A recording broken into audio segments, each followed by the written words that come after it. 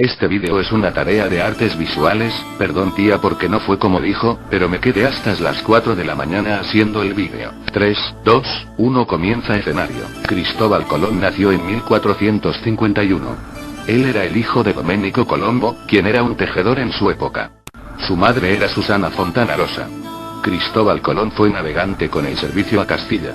Cuando Cristóbal era más joven, era marino genovés. En el principio, la idea de Colón era que encontrar una ruta a las Indias. La idea de llegar a las Indias no era como los otros navegantes que navegaban por el sur de África. Colón prefería navegar por el oeste hasta las Indias. Cristóbal Colón presentó su proyecto al rey Juan II de Portugal. Juan II de Portugal lo presentó a los expertos y ellos rechazaron las ideas de Colón. Los expertos del rey decidieron que la distancia que Colón planeó no estaba correcta y que las distancias que él pensó eran más cortas. Cristóbal volvió a presentar su proyecto a Portugal. Ellos decidieron que no apoyaron el viaje de Colón porque Bartolomé Díaz había navegado el sur de África. Después de Portugal, Cristóbal viajó a otros lugares y no tenía suerte. Luego, él llegó y presentó sus proyectos a Fernando II de Aragón e Isabel I de Castilla. Cuando Isabel y Fernando se casaron y unieron los dos reinos más grandes de España. Este significó que ellos tenían control total de la España. Fernando II e Isabel I dieron el control del proyecto a un comité cuales rechazaron la idea de Colón. Si bien el Real Consejo rechazó su proyecto, consiguió, gracias al valimiento de Talavera, ser recibido, en enero de 1486, por la reina Isabel I, a quien expuso sus planes, Cristóbal Colón. Los españoles fueron muy sabios porque no dejaron que Colón se perdiera de sus manos con sus planes. Cristóbal Colón fue a España para presentar su proyecto otra vez a Portugal, donde el proyecto fue rechazado por las mismas razones anteriores. Al final de la conquista de Granada los españoles estaban muy interesados en las ideas de Colón.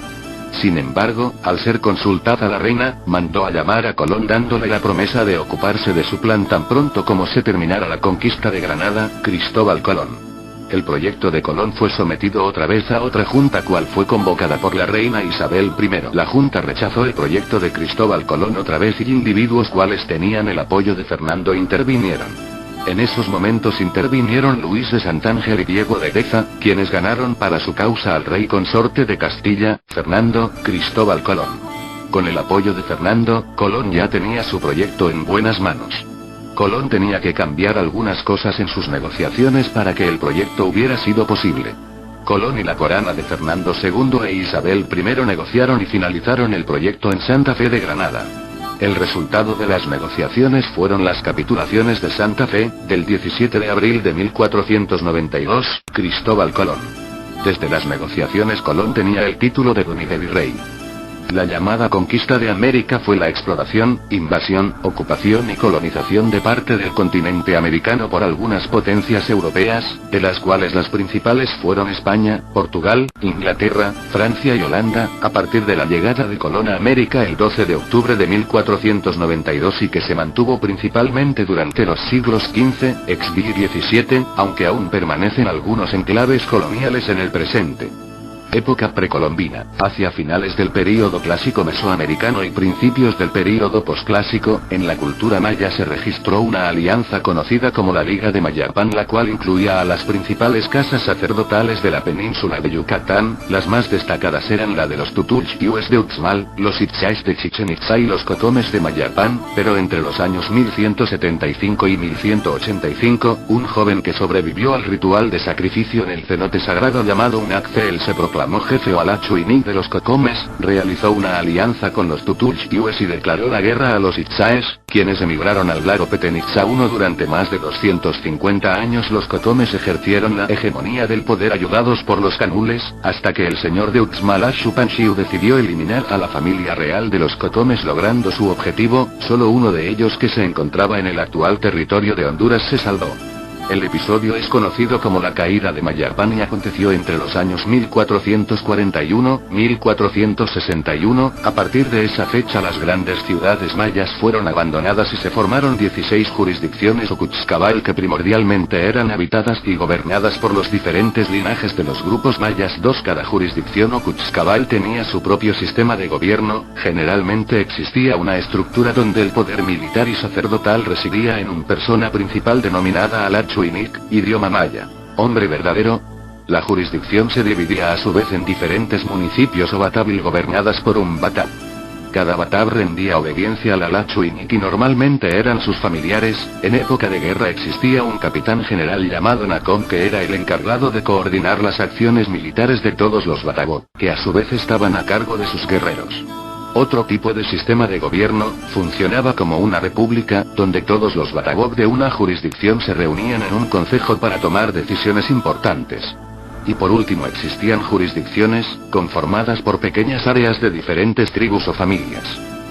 Las jurisdicciones de acuerdo a los estudios del Magister Ralpele Royce eran Chacán Putum, Campech, Aganmul, Chacán, Cepech, Ocaba, Tutulchiu, Sotuta, Aquinchel, Chiquinchel, Cupul, Taxes, Ecat, Cochua, Huaymil, Chactemal y un distrito de los Tutulchiues llamado Calokmul. Las tribus más importantes eran los Cocomes, Tutulchiues, Candules, Cheles, y Cupules. En la laguna de términos vivían los mayas chontales. Por otra parte, en la zona del actual país de Guatemala, la mayoría de los Coboes, Cowojes, y los Itzaes habitaban en el lago Petenizá, fueron los últimos en ser conquistados hacia finales del siglo XVII, en contraste en la costa del Océano Pacífico vivían los Quiches, Cachiqueles, Mames, Pocomanes, y Zutuiles. Estos pueblos fueron los primeros en conquistarse en gran medida por Pedro de Alvarado. El comercio entre las tribus mayas era una actividad importante. Las rutas comerciales marítimas tenían un recorrido desde la laguna de términos hasta el actual país de Honduras. Los comerciantes mayas, que eran de una clase social alta, transmitían las noticias a través de toda la costa y servían de espías para ciertas jurisdicciones. Los conflictos más fuertes eran entre los Tutulchiues y los Cocomes, y entre los Cheles y los Cupules, pero en general reinaba un ambiente de rivalidad entre todas las jurisdicciones. Bajo estas circunstancias se produjo el encuentro con los europeos. En su cuarto y último viaje, Cristóbal Colón interceptó una canoa de mercaderes mayas en las inmediaciones de Honduras, hizo subir a algunos de ellos a su navío y se produjo así el primer contacto entre españoles y mayas, en el año de 1502. Las tierras de Yucatán seguirían desconocidas para los españoles por muchos años más.